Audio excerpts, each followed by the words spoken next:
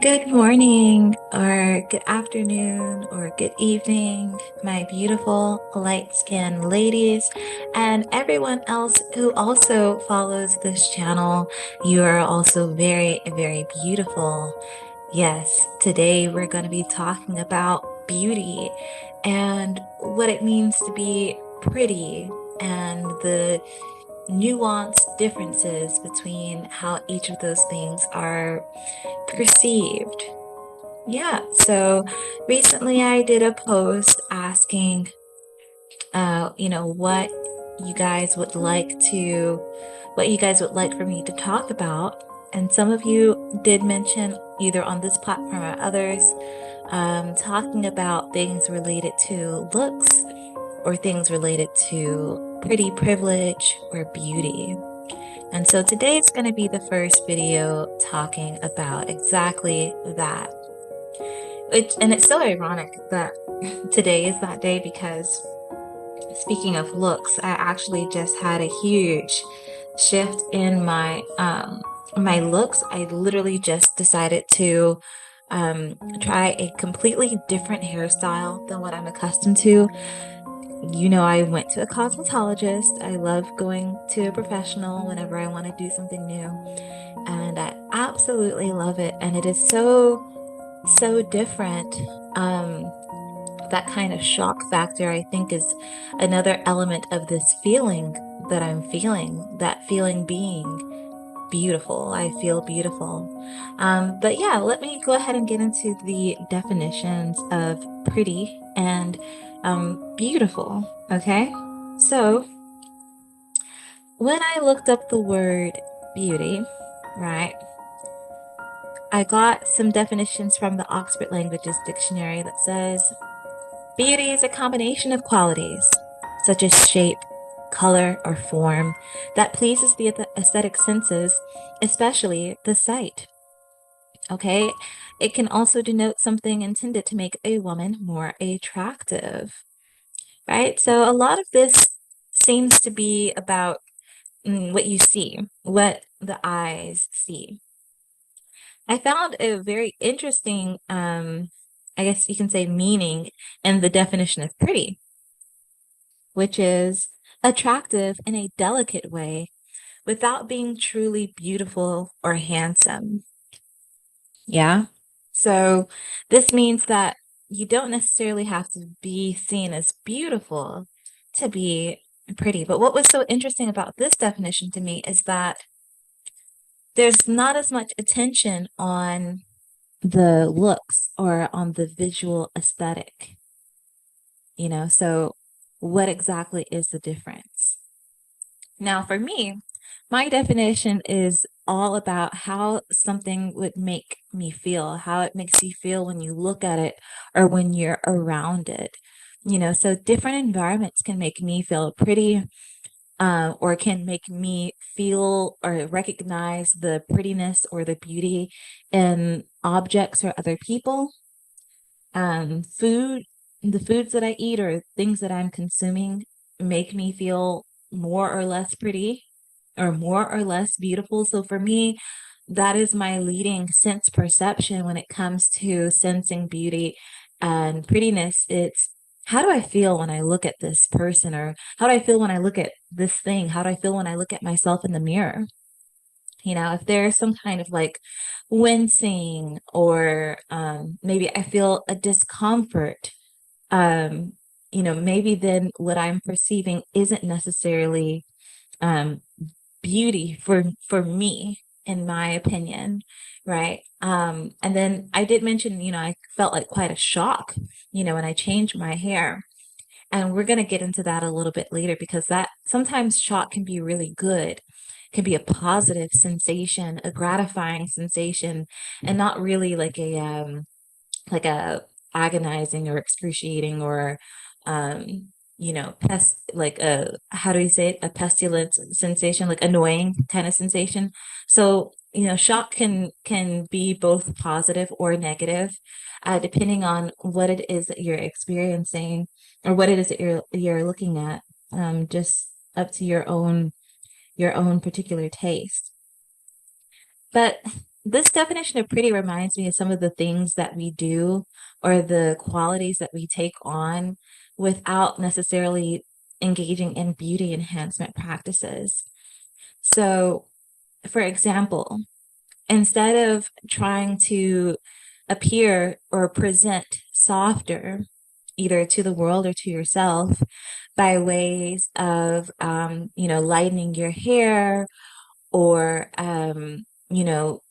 using less makeup that can sometimes help make people look softer. There's another way of doing that, of presenting softer, which is your posture, your way of speech, or just your demeanor, or even your mood. You know, there are people who are very beautiful and, naturally they have very soft features.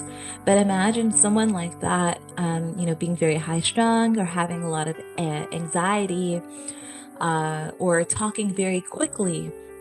What you kind of get out of like the sense or the flavor of that person may not necessarily be softness. It may be a sort of bubbliness or a set of a sort of friction or something like that, something with a little more edge to it, so not that that's a bad thing. That's another form of, presenting yourself to the world or presenting yourself to yourself. But this is an example, of a one way that we can appear softer or present softer to ourselves is our mood.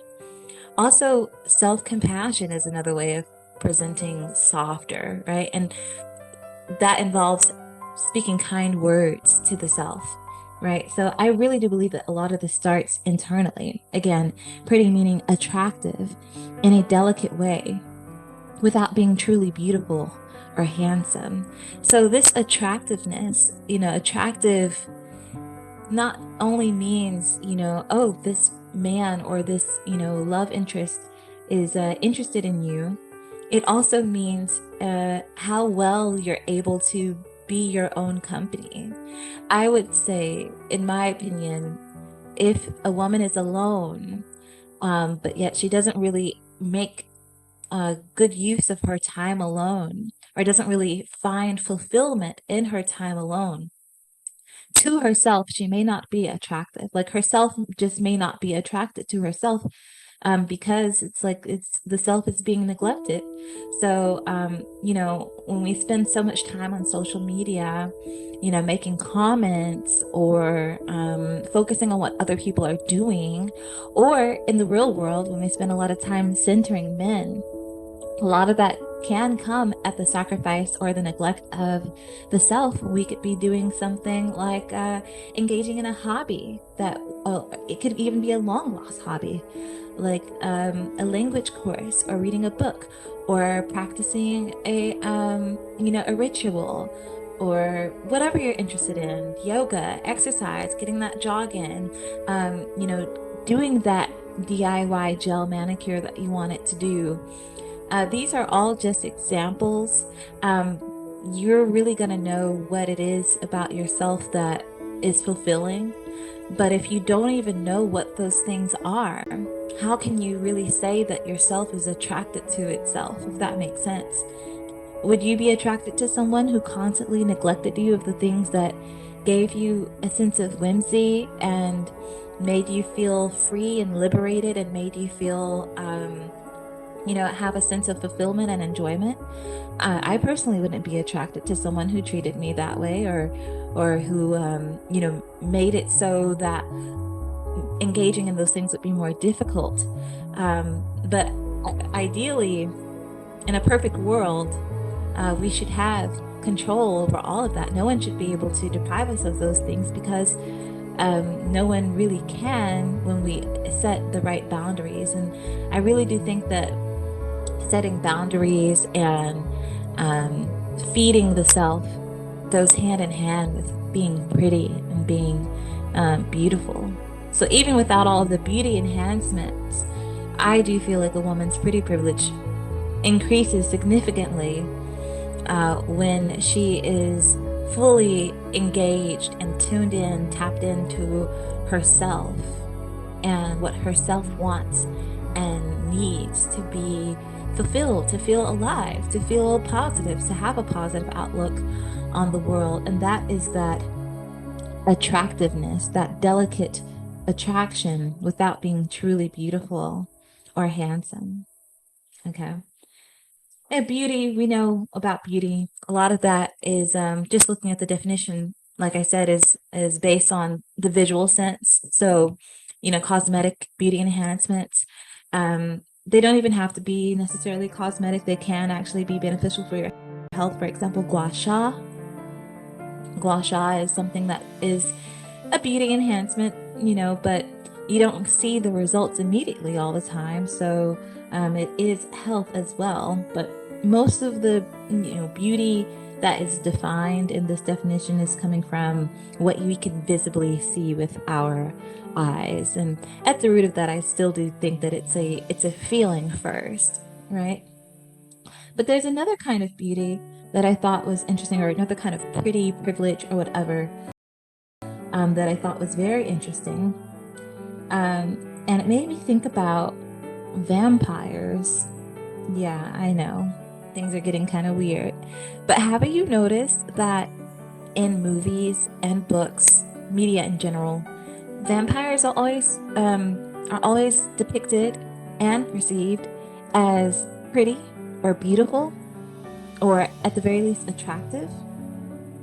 And that's because vampires have this sort of ambivalence that draws people in.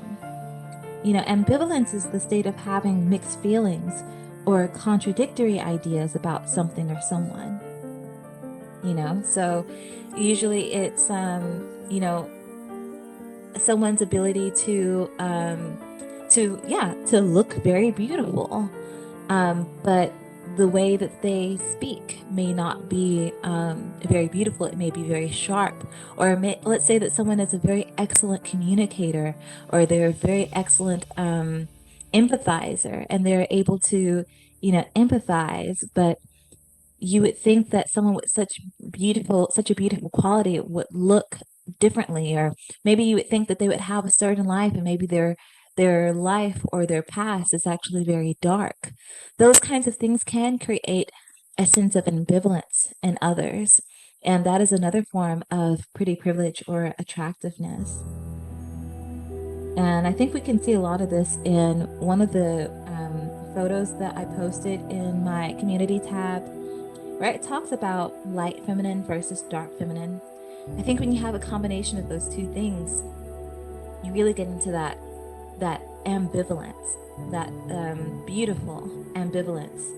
And not even beautiful, because again, looking at the definition, I see now that, when people use the word beauty, it's talking about what you can see, but that unseen, can't put my finger on it, je ne sais quoi, attractiveness, I really do think comes from the combination of light feminine and dark feminine.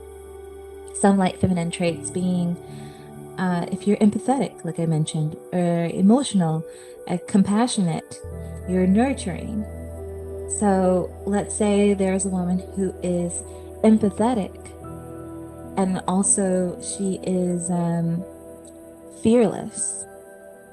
That is a very ambivalent combination. Usually people who are very fearless are very confident. They make their own decisions. They're not afraid to take risks. So they can seem to have kind of a superhero effect on other people. And, it can also make them seem somewhat unrelatable to some people. But then when you add in that empathetic, when they bring that out in themselves, or they show that side of themselves, it goes a really long way in softening people and drawing people to them, instead of pushing them away, or making them seem unrelatable. Instead, it makes them seem a little bit more accessible, but it's like approach with caution, as you would with a vampire, right? But yeah, I thought it was very interesting that that a lot of these features vampires do have.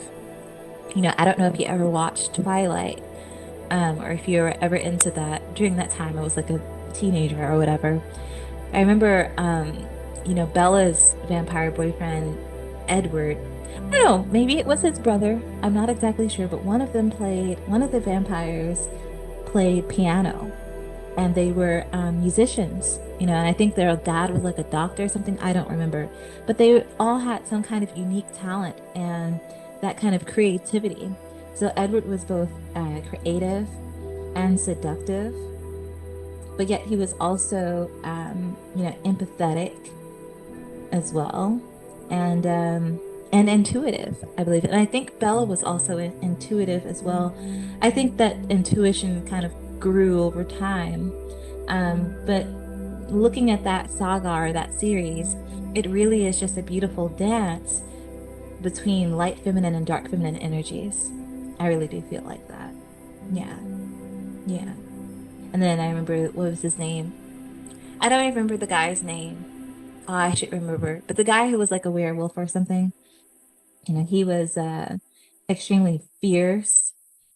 Oh, and Edward was magnetic because he could read minds or whatever, but he was also receptive, and he had to deal with being able to hear everyone's thoughts all the time. But the wolf guy, he was very fierce.